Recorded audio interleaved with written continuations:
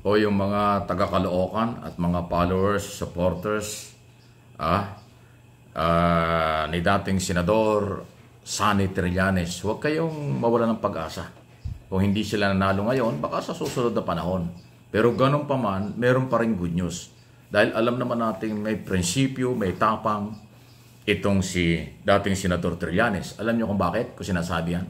Ngayon, natalo siya at hindi siya naging mayor ng Caloocan, mas mahaba ang kanyang oras at panahon para kanyang harapin yung marami niyang sinasabi, mga ebidensya at iba pa tungkol dito sa mga kasong kinakaharap ng mga Duterte. Doon sa impeachment against Sara Duterte, huwag natin kalimutan, si Trillanes ang nag-expose ng di umano'y nakakalulang mga bank account ng mga Duterte kasama si Vice President. At yan pong di umano'y mga perang yan, kasama yan sa article of impeachment. Kaya posibleng si Trillanes ay isa sa mga maging testigo at maglalabas po ng mga pagpapatunay ebidensya na gagamitin ng prosecutors team ng mga congressman. So yun po yung isa. At malaki ang magiging tulong at papel ni dating Senador Trillanes dyan sa article of impeachment na yan ay magkakaroon ng trial, magsisimula next month at aabot yan ng 20 Congress.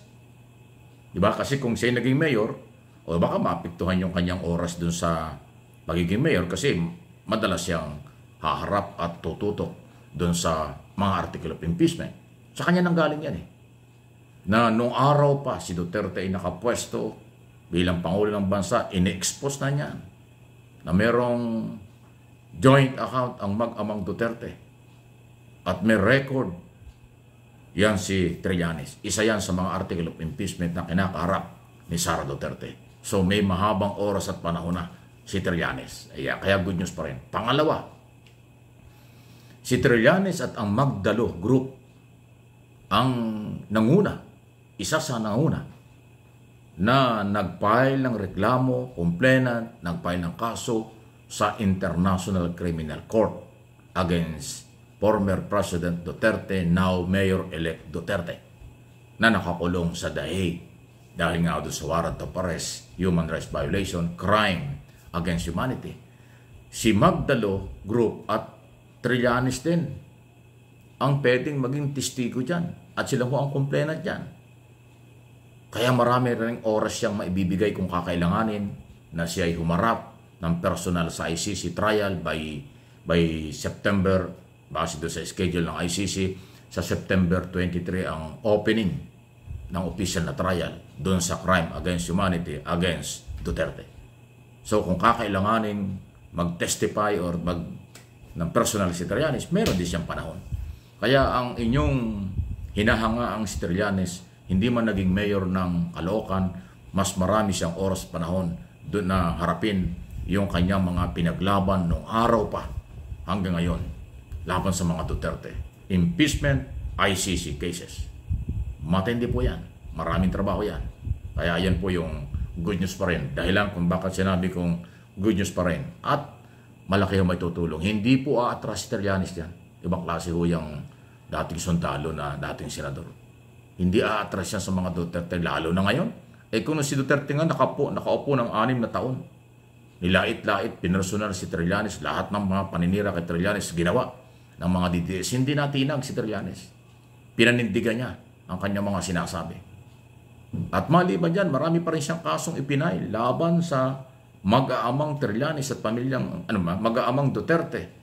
Pamilyang Duterte na ipinail ni Trillanes before DOJ. Baka nakakalimutan nyo. Matindi. So, hindi lang pala sa ICC, hindi lang sa impeachment, pati sa DOJ, at kung makakarating sa korte, yun pong mga kasong ipinail niya na tungkol sa mga di umano illegal activities ng mga Duterte. Tuloy-tuloy po yan. Yan ang halimbawa natin na prinsipyong ginagawa. Kung nagkulang sa kaalaman, pasintabi na ang mga taga-Caloocan sa paninindigan, talino at tapang ni Trillanes, pero hindi pa rin masasayang. Kasi yung matalo ka ngayon, baka sa susunod kung tumakbo, may pag-asa na. At ito naman ngayon ang haharapin. Local court, impeachment, ICC. Diyan pakikinabangan at dyan ho ibubuhos ni Trillanes ang kanyang oras. Hindi ako tagapagsalita ni Trillanes, yan lang po ang aking opinion at analysis sa kanyang nangyayari sa kasalukuyang sitwasyon. Dahil hindi naman ho yan talaga aatras.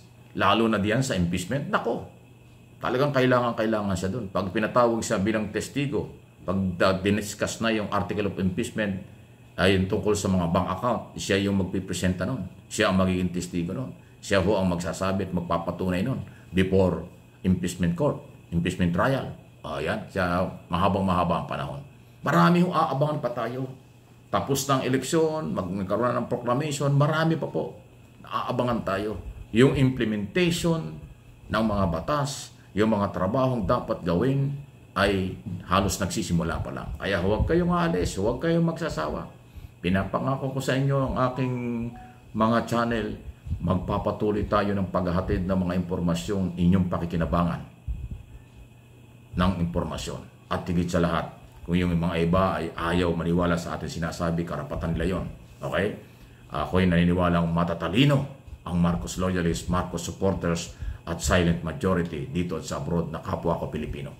Hindi man na po comment, nagsasalita ang iba, nakikinig lang, pero alam nila yung ibig sabihin ng ating mga topic at pinag-uusapan dito. Impormasyon ang mahalaga. Bawal ang fake news, bawal ang disinformation, bawal ang makasariling galawan. At itong ating ginagawa, hindi ito pang sarili. Ito'y para sa inyo, para sa bayan, dahil ako naniniwala, uulitin ko mula from day one until now, ang mamamayang Pilipino, ang gobyerno. Kaya tayo dapat magmalasakit ng totoo. Huwag magpalinlang, huwag magpagamit sa mga politikong mayroong sariling interest lang. At personal interest, yan ang makakasira sa inyo. Manindigan sa tama. Suportahan ng gobyerno ni Pangulong Marcos. Dahil kahit anong gawin nila, si Pangulong Marcos ay magiging presidente, magpapatuloy at tatapusin ang kanyang term hanggang June 30 ng 2028. Yung mga nagmamadali, mga nang-aagaw, mga naninira, alam natin kung ano ang kanilang agenda. Huwag kayong sumali dyan. Hindi yan makakabuti sa ekonomiya. Hindi makakabuti sa seguridad. Yung political stability natin, sinisira yan. Kaya ho kailangan ay may respeto sa batas at may respeto sa kapwa. Okay? Pero kung pang sarili ang galaw, paano mo nare-respetuhin? Paano man masasamahan? Maging matalino para maging maganda ang buhay mo. Ayun. Okay? Linggo-linggo talaga. Ano po? Good morning, good afternoon, good evening sa lahat ng Pilipino sa buong mundo. Ang nakakatuwa po ay buhay na buhay, malakas, at ang demokrasya at ang katatagan ng ating bansa ay nandyan, na-establish na dito at sa labas ng bansa dahil tayo ay suportado ng international community under President Marcos Jr. Yun po yun.